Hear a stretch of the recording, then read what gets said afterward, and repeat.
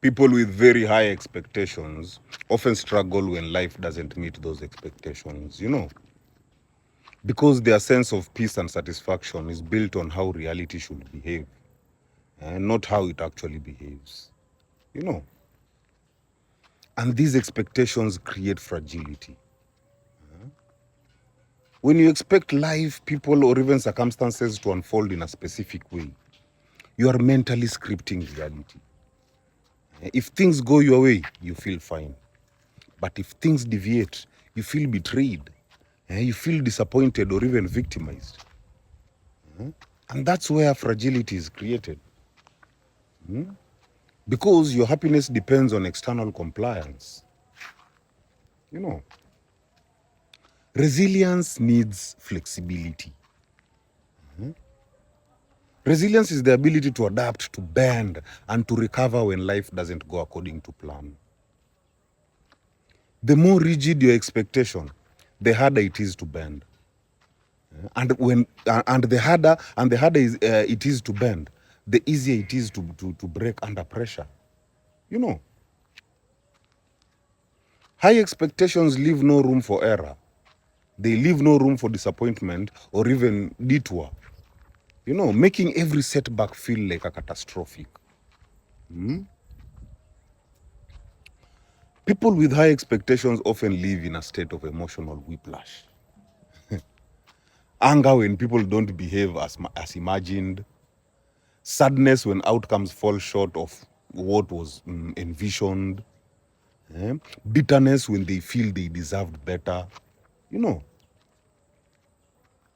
over time, this lowers resilience because their nervous system becomes easily triggered by any form of failure.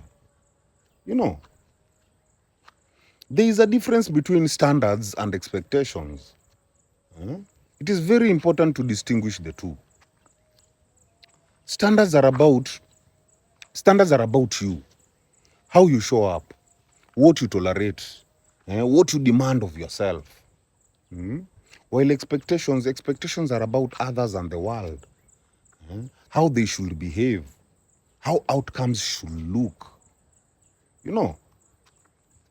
High standards build self-respect, while high expectations build disappointment.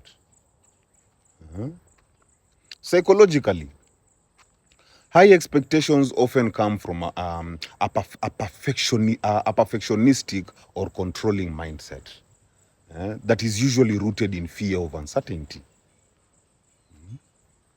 Spiritually, releasing rigid expectations allows trust. That is trust in timing, trust in flow, trust in divine orchestration, And this builds resilience because you stop fighting life and start adopting to it.